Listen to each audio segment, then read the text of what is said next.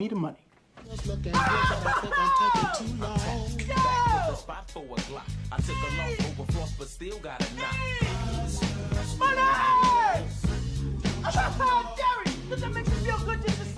All right, show me the money. NFL picks for week number 10 as the season moves along, trying to outrun the coronavirus here, get to the end of the regular season. Dan DeMartini is still here with us. We talked about his Indianapolis Colts this week, and Colts-Ravens, not exactly a fun one for you to watch. Oh, geez. Well, here's what I'll say. I know I've watched the Colts my entire life, and I have understood the challenge that the Colts face ever since losing Andrew Luck to retirement. This team is being built the right way, but what's critical in the NFL these days is your quarterback, and you have to have that guy that you can throw the ball to in critical moments, and he's going to get that first down. He's just going to win the one-on-one matchup. The Colts don't have that, and that's what came back to bite them. Marcus Peters played an amazing game for the Ravens, but the Colts were outplaying them. It was 10-7 at halftime, and the Colts defense was fairly dominant throughout the game. The Colts gave 7 points away by fumbling the ball in the first half, and there was also a terrible Philip Rivers interception, which we could talk about. But the Colts offense made critical mistakes. And you can't do that against the Ravens because although you matched up well and you completely shut down the run, I think they held them to only like 53 yards for most of the game. Against Lamar Jackson in a really unique running offense, they matched up well, but they made critical errors that winning teams can't make. So it was hard to watch, but I kind of told myself with the Colts gauntlet of a schedule that they have up, they had the Ravens, they've got the Titans on Thursday, they've got the Packers, and then the Titans again. So, with 4 games there, I said if we can come out 2-2. Which I think we will take one from the Titans, and I was leaning towards between the Packers and Ravens that we could beat the Packers and that we would lose the Ravens. There were some things that I felt encouraged about when I watched the Raven game, but I did. It was very tough watching that first half and feeling pretty good, and then seeing just no offense in the entire second half of that game. So hard to watch that game, but good on the Ravens. John Harbaugh, they play fairly disciplined football, and they take advantage of your mistakes. And that's what winning football is in the NFL. You can't beat yourself. There's just no room for error. Yeah, they don't. And the big issue for them is that they made the big bet with 1 year of Philip Rivers, hoping he'd be enough an upgrade over the Jacoby Brissett situation at quarterback. And from what I've seen, I don't think he's done enough to really put them over the top. No, I mean, Rivers, it's a roller coaster. It really is. It seems like every week you come into these games and there's no predicting what he's going to do. Everybody expected him to come out and torch the Jags week 1. And he did play okay, but he made critical errors in that game that lose to the only win the Jaguars have is against us, and we're expecting to be a playoff team. I mean, this is what you get with Rivers. But then he comes out and he completely torches the Bengals and the Lions. Now, I'm not saying that those are great opponents, but he played pretty great football those 2 weeks. I mean, he was in consideration for AFC Player of the Week. So, he can do that, and that's what drives you mad. Is that this past week was the worst I've seen him. He's better than Jacoby Brissett. He's definitely an upgrade there. But look. I sit here and everybody's like, you're never going anywhere with Rivers, blah, blah, blah. I'm like, okay, I understand that. What else were we going to do? We didn't have a high enough first-round pick because, we went 7-9 to get one of the top guys. And no one expected our 30-year-old franchise quarterback to retire in the peak of his career. It takes other franchises, it's taken them decades to find a replacement suitable enough. Ask the Jags. Ask the Jets. It's not a simple thing just to find, just having a top draft pick doesn't mean that you can immediately get the quarterback of the future. I mean, the Packers are banking on Jordan Love being the guy. What if they wasted a first-round pick on him and he doesn't turn into be anything good for Aaron Rodgers once he's gone? The Packers could be set back for years. So what we're seeing is just how important the quarterback position is. Philip Rivers is going to get us to the playoffs. He's going to be feisty. We're going to lose. We're a wild card team, especially this year with the expanded format. The Colts defense is definitely good enough to get us to an AFC championship. Their offense, there is no playmaker. You're seeing Naeem Hines do some good things. You're seeing the occasional flash from the tight ends, especially Mo Alley Cox, who I've liked for a long time, and Trey Burton, who I really think fits well. But it just seems like Phillip Rivers is missing guys open, and with an aging T.Y. Hilton, who's basically, he just can't get any separation. He's just not a number one wide receiver anymore. So you're running out a bunch of young guys and a bunch of maybe 2s and 3s, and you just don't have that one marquee player to pass the ball to. And that's really making it hard because Rivers has always had, he had Mike Williams and Keenan Allen, and then he had Antonio Gates. And we maybe have taken for granted the fact that the Chargers have historically had a ton of offensive talent around Rivers. And now we're seeing him, I don't want to say scramble because he doesn't run very much, but we're seeing a lot of poor decisions and bad throws because he has to force the ball into tough windows. And we know he loves to throw the deep ball, but he's never been known for being particularly accurate. So it's really tough to watch because you walk into every game and you have no idea what he's going to do. You have no idea if the play calls are going to be right in that moment, and you have no idea if he's going to be able to put the ball in a perfect spot for these wide receivers to get it, or whether he's going to throw it 2 feet behind and get picked. So it's really unfortunate because the Colts are supposed to be a running team, and we're struggling to run the ball. There is no excuse for how poor the offensive line has been in run blocking. Pass protection, they've been great. Run blocking, really bad for what they're being paid.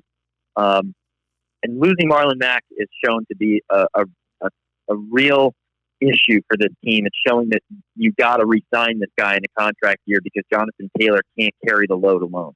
So, I mean, he's a rookie, but he doesn't have that kind of, I can break through in these tight holes that open up on the defensive line and burst through. He's a bruiser. He's more of a bruiser, and he doesn't have that lateral quickness that Mack does. So that's what the Colts are facing. We're an average team. We might, instead of being 7-9%, we'll probably go 9-7 with Rivers. And was it that much of an upgrade? I don't know. It's not like we have Rivers a long-term deal here. So I guess it was worth the experiment to try to get into the playoffs. And then who knows? Maybe a few plays go our way, a couple good calls, and maybe we make a little bit of a run. But my hopes are not particularly high, other than maybe squeaking into the playoffs as a low seed. Low seed. Yeah, I think, in my opinion, watching that team, I feel like this week against Tennessee is going to make or break game for the Colts, because I think, obviously, historically, they've done very well against the Titans. They've won 18 of the last 22 meetings against Tennessee. This is a game you have to get to win that division. I think it's probably your best path to the playoffs, because the wild card mix is a mess, because you have the Browns in there, you have teams like the Raiders are in there, you have potentially the Broncos sneaking back in there. You have a lot of teams in that mix. I think you do need to get this game this week. Got to get one. Got to get one out of the two with the Titans. And we've always matched up well against the Titans. T.Y. Hilton has always been a really big thorn in their side for the Texans and the Titans. I don't see anything. T.Y. hasn't given us anything this year. So my hopes aren't up. They're really not. The Titans defense is getting a lot of criticism lately because they're not playing particularly good football, but watch them come out and shut us down. And their offense is tough. I mean, we are built to stop the run, which is great, but watch Tannehill come out. I mean, Lamar Jackson, I read an interesting stat. He did not pass for a ton of yards against the Colts this past week, but his last incompletion against us came with 9 minutes left in the second quarter. So he went from 9 minutes in the second quarter till the end of the game without an incompletion. And that's a little worrisome, especially since I think that the way that Tannehill is playing right now and the wide receiving core that they have for the Titans, which is slightly underrated. Tannehill, I'm closing my eyes right now and I'm picturing him just picking us apart, like 8 yards here, 13 yards here, a 5-yard swing pass. He doesn't want to make those deep throws, and against us, that's what we let up. So I'm worried that our defense is going to get gassed because they're going to be on the field. because the Titans are going to bring some pressure. They're going to stuff the run. We're going to have to be forcing passes to guys like Marcus Johnson and DeMichael Harris, who are unproven, even more lower known names than Zach Pascal, who they counted on last year so much. So I don't know. No Jack Doyle, it sounds like, because of concussion protocol. Our offense, I just don't know where points are going to come from. And, I have no faith coming out of a half where we basically got shut out to come out now and be like, they're going to come out and just crush the Titans. I just don't see it. So it's a frustrating time. I hope that it changes, and I hope that Rivers has the attitude to keep everybody positive and say, hey, let's go out and surprise some people. Everybody's counting us out. He's the guy to do it. I just waiting to see it, and I'm not getting my hopes up. So. Yeah, we'll see. That game is on Thursday night. We're going to get into why you're here now. We're going to do the NFL picks for week number 9. Our good friend Phil Frado was here last week. He went 1-2 on the week. The one he got right, he did lay the 2.5 with the Ravens against the Colts. He got that correct. He laid the 7 with the Patriots. Great. Yeah. He laid the 7 with the Patriots against the Jets. The Jets actually covered the number and almost won the game outright last night. They did not, so he got that one wrong. This is the Cardinals laying 3.5 against the Miami Dolphins. The Dolphins won that game outright, so 1-2 week for Phillips. Let me ask you this, though. Just quickly on the Jets, I kind of felt like watching that game, like clearly there's a part of me that's like rooting for the Jets. I just want the guys on that team, because I love Frank Gore, and I always appreciated Joe Flacco. I thought he was always undervalued. So, like, just watching that team, I'm like, man, I really want them to beat Bill Belichick. But at the same time, I'm like, no, the Jets need a refresh. And if they start like winning a couple games here and there, it's going to be harder for them to say, okay, let's get rid of Gase, let's get rid of everything that we've got going on there, and let's start fresh. Like, I want them to be able to start fresh if that's the play. So I kind of wanted them to lose, but it was really fun to see. I'm sitting there kind of as an anti-Patriot fan. I was kind of sitting back kind of laughing at the end of the game as like Cam Newton celebrating and Belichick is like fist pumping and all this stuff. I'm like, congratulations, guys. You barely beat the Jets. Like, it's not. It was so funny how much the Patriots have fallen just to see them scraping out a comeback victory against the Jets on a national stage and then be happy about it. Like, I expected Belichick to be like kicked off, and it was just very weird to see the Patriots like celebrating a win. They should be mad at themselves. The Jets are basically trying to lose. It was so strange. What did you think? Yeah, I thought it was a bit at the top of the podcast, but I'll say again with the Jets, the thing that was interesting about that game was that like it was sort of like the perfect storm where like a lot of the young guys in the draft class played well. Mekhi Becton played well before he got hurt. Denzel Mims had some plays. You saw some stuff out of young guys like Bryce Huff. And they made it interesting, but they lost the game in the end, which is what you wanted to see because you still have your eye on the big prize of getting Trevor Lawrence there. And considering Jacksonville looks inept and they might not win another game this year, you might need to go for the 0 there to get him into New York. Yeah, you might. Although anytime the Jags play the Colts, it seems like they magically are an amazing team. So they might get 2. They might get 2 against us. But yeah, no, I mean, it's a good thing for you guys. It's every week that you lose is basically saying, we're going to get our choice of quarterback, which it should be, Trevor Lawrence. And, you start over and then you figure out what to do with Darnold and you say, this is where we're going because he can do so many things. And you start building around the quarterback, and it's going to take a couple more years. But Jet fans, obviously, in my opinion, should be pleased with losing for now because you don't. If you can get 1 win, as long as everybody else has 2 wins, I get why you'd want to win that game. But right now, you got to lose.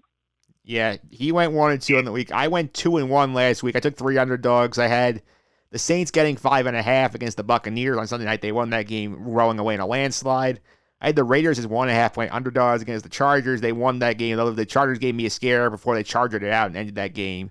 I also had the Bears getting the 6 against the Titans, and they did not come close in that game despite the final score. So 2-1 on the week for me. Yeah, no, I mean honestly, I could see why you would you would go with all those picks. They looked really good for a while, and then you had a couple scares, but that was really good choices. So I'm going to try to do better than Phil, and we'll see. I think historically I've been over 500 with my picks, so I'm going to try to keep that up just personally. And for the guest pickers, I gotta keep the tally going. Yeah, so on the year, the challengers are 15, 11, and 1. There's one push in there. I'm actually 19 and 8 on the year, so I've been on fire pretty much since the start. Yeah, that's great. All right. You're just you're seeing the league well this year, because some years I can't read it, and then there's other years where I'm like, I feel like I'm in tune with what teams are doing. So let's see what happens. Yeah, I think this part of it is because the Jets are so bad. I sort of expanding my horizons a little bit and keep an eye on everybody else because I know the Jets are just awful. Makes sense. Let's get it going. All right, we are going to get it going. You were up first as the guest with your picks. Where are you going with pick number 1? I'm going to go right back to the Miami Dolphins. I think the Dolphins with Tua, it's going to be really interesting to see Tua go up against Justin Herbert. It's going to be really interesting to see if that defense can continue to shut people down. I was really impressed with what they did this past week, and I think that coaching staff puts Tua in a good position to not make mistakes and starting to see the field. It looks like it's slowing down now in the second game. So I'm going to go with the Dolphins, giving 2.5 points to the LA Chargers. I like that pick because I think it's a manageable number at home. I think it's one they're being disrespected because this is a Charger team. It's 2-6. They're flying across the country and they're laying less than a field goal. So I think that's smart to pounce on that. Yeah, and once again, it could be a trap because, the Chargers obviously are now really feisty. They weren't able to steal a win last week, and they've had some really unfortunate losses. They're probably better than their record, but I think that the Dolphins will be in control from the start of that game, and I can see them throwing some interesting defensive looks to try to get some turnovers in that game. And it seems Tua is a winner, and he might not have the biggest stats, but I firmly believe that he's going to be a tough quarterback in the next few years for the AFC. All right, where are you going with pick 2? Pick number 2. I was a little confused by this, just seeing it come across the board like this, but the Seattle Seahawks are getting 2 points going to play the LA Rams. The Seahawks are an anomaly to me because they don't play great defense, but Russell Wilson is just so good. The Rams clearly know what the Seahawks like to do. That's why it's a field goal game. But I figured it would have gone the other direction if the Seahawks, even on the road, would be giving 2 points or giving at least 3 points, something along those lines. So it's strange to me that you're basically giving me 2 points in Seattle. I'll absolutely roll with that. I think it's going to be a great matchup to watch DK go up against Jalen Ramsey. That's a lot of fun. But I think this is a game that you see Tyler Lockett come back in and play. He had a great game a couple weeks ago. I think he's going to be tough. And I can see Russell Wilson scrambling and causing some problems because we know there's going to be pressure coming up the middle. We all know that Donald's coming after him, but I think that Russell will do just enough to squeak out this win. I could see the Seahawks winning like 27-20.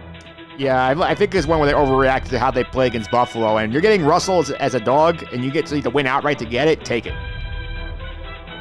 Yeah, I can't go against that one. And you see a great team like the Seahawks, and they're getting points. I mean, I gotta give it a shot. Yeah, are you going with your last pick? I don't love this pick. I probably should pick just the Titans against my Colts for all the reasons that I explained earlier. But once again, I watched the Vikings play for the past few weeks, and I know the whole Dalvin Cook thing and just crushed the Packers. But I also watched what the Colts did against the Vikings, and the Colts defense and the Bears defense are very similar. They are built to stuff the run. You cannot get penetration from an offensive line standpoint to kind of create these holes that Dalvin Cook was just destroying the Packers last week. So I'm actually going to take the Bears. They're getting 2 points from a miserable Minnesota team at home. They're getting 2.5 points. I got to take the Bears. Even though they can't put up points, The Colts were able to put up a ton of points against them. They obviously traded away key players, and they've got some injuries still on the defensive side of the ball. I will gladly take the Bears and the points at home against what I really believe was a fluke situation for the Vikings last week. Yeah, I love getting a home dog on Monday Football, especially divisional games, so I can't blame you there. I think that's a very shrewd pick. Yeah, I once again, the Bears' offense is anemic. It doesn't scare anybody what they do, but that defense, I watched very carefully what they do from a linebacker perspective. If your key is running the ball, they are going to stuff it. And I think this is a tough week for the Vikings, who clearly want to ground and pound. That ain't happening against that defensive front. So I'm going to take the Bears to completely flip the script on the Vikings. All right, I'm up now. Pick number 1. I'm going to go back to a team I won with last year. I take the Saints laying the 9.5 points at home against the 49ers on Sunday. And the Saints came back. We've kind of left them for dead at the beginning of the season. Now they came out. They completely demolished Tampa Bay on primetime stage. Now they come home and get a San Francisco team that's completely decimated by injuries. No Jimmy Garoppolo, no George Kittle. A lot of guys on the IR for the receiver list. And this is a big revenge game because this is a game last year that probably cost the Saints a chance at the Super Bowl by missing out on the home field, losing this game in San Francisco. Revenge on the mind here. They're going to win this game big. Give me the Saints laying a 9.5, pick 1. Yeah, I love that. I'm not going to argue it at all. It doesn't make any sense for why the Saints wouldn't win that game by 2 touchdowns. 9.5 is obviously a lot of points, especially against, the defending NFC champions. I know that they are not the same team. They don't have any of the weapons. I know because I've got a lot of their weapons on my fantasy teams, and they're all on IR or on the COVID list. So if they are decimated, I think that they will come out with a better game plan. And the only thing you have to worry about, Mike, is obviously the trap scenario, which is everybody's expecting the Saints to kill them. So the Saints come out a little sleepy, and all of a sudden it's, a 13-10 game at halftime. And, it could be, I could see it being a 10-point game just because the Saints don't care that much. They're not threatened. So, I don't know. Watching them, what they did to the Buccaneers, they put up that kind of a showing against the 49ers, they could win by 40. So, we'll see. But that's a great pick. All right, that's pick number 1. Pick number 2, I'm going to stay in that division. I'm going to take the Buccaneers, laying 4.5 on the road against the Panthers. I feel like it's none of all these things where you're overreacting to what we saw in week number 9 with Tampa Bay. And they got crushed. Yes, the Saints are also a very good football team. Tampa Bay is still very, very good. And they're only laying 4.5 against the Carolina team that lost Christian McCaffrey again, does not have a good defense, and their Tampa Bay defense is good. Tampa Bay will be able to slow them down. They won 31-17 the first time these teams met. I would not be surprised if the margin is similar again. I'm only have to lay 4.5, so give me the Bucs, pick 2. Yeah, I like that. I don't think that Tom Brady's going to allow for, another embarrassing showing that's just not in his DNA to come out and be flat 2 games in a row. So I think that you saw everything that Bruce Arians said this past week was, we are going to force feed Mike Evans the ball. There's no reason. He was open and Brady didn't find him. Anytime that Mike Evans is involved in the offense, that is trouble for the defense. So if they're going to come out and throw him the ball 10 times, he's catching at least 7.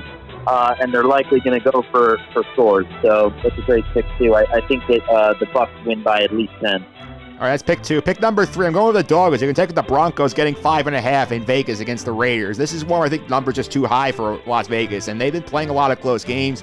They could have easily lost the Chargers on Sunday if they have a couple of touchdowns, actually stay in the Chargers' possession here. And Denver's been sneakily coming back in games a lot of late. Drew Lock's a ton of weapons. There's Tim Patrick, Jerry Jeudy, and the like. And I'm getting 5.5 points. These teams usually play very close games. Give me those points with the Broncos, pick 3. I'm going to go against you on this one. I think that the Broncos are now starting to realize that they're flirting too much with, they're starting to see where the holes are, and I think that Gruden is doing a really good job keeping the Raiders in contention in the AFC. And this is a game in division that he's telling them, this is a good Denver team. We cannot sleep on them. We need to come out, and we need to be dominant from the start of the game. And I think the Raiders understand now just how quickly these games can get away from them.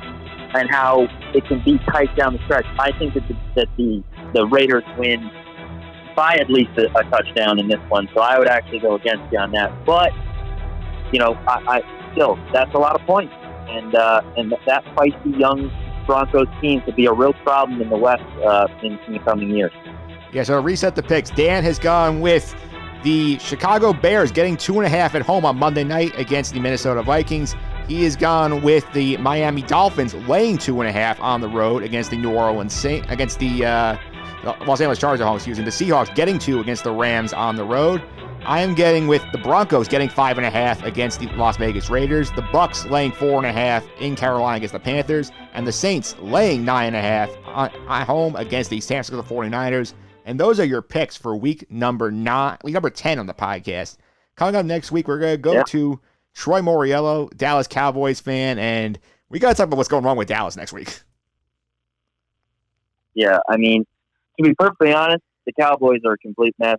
I can't believe that they've already come out and they've just immediately said that McCarthy's not going anywhere. Dak is our quarterback. They're making all these guarantees about next year, and that's so Jerry Jones. He wants everybody to understand that he's still in control. It's all about him, and that he never makes any mistakes. And so, such a bizarre scenario. Such a really, really weird situation going on with the Cowboys. I don't know how quickly they will be back as a formidable team again. Everybody had them as a serious contender in the NFC, and now what are they? Where do they go from here? Now they've got an overpriced running back, a decimated offensive and defensive line, a defense that really can't stop anybody doing anything, and a franchise quarterback who we don't know if he'll be the same guy. That was a terrible injury. So, and a head coach who everybody kind of feels the same way about. I don't know, too many people are saying, oh my God, I really want Mike McCarthy. So, I don't know. Seems like a mess to me. It is a mess. I'll break it down next week. Dan, thanks for all the time. I really appreciate it. Before I let you go, how can you follow on social media and keep up some of the stuff you're up to? Sure. Out of Town Fan Pod on Twitter. I will be a little bit more active over the following week. I tend to get more and more chatty on Twitter as the season goes on and we get closer to the playoffs. I try to wait till, it's crazy that we're already in week 10. I try to wait till mid-season to kind of start giving my viewpoints, and I get into quite a few back and forth with various sports reporters and people. I definitely fight the trolls. So if you're in for a fun read, follow me on Twitter. And it was great. Thanks, Mike. It's fun to talk about the golf and make the picks, and we will see. This should be a really interesting finish. I think it's still open in the AFC and the NFC to see who will be the make it to the Super Bowl this year. Yeah, indeed. And one more thing before you go. Are you a big Mandalorian guy? Love it. Just watched episode 2 the other night, and the storytelling is good as ever. You think you know where it's going, and they just, every episode is just, I love it. I love tuning in, and that relationship between the two of them. You never thought that you'd be sitting here saying that you'd be just so on board with a character that you can't see their face, and basically what looks like a plush Yoda doll, baby doll. So it's amazing, but I can't get enough of it. It's just so good. Yeah, it is so good. I'm gonna break down episode 2 of the season next with Pete Considori right after this.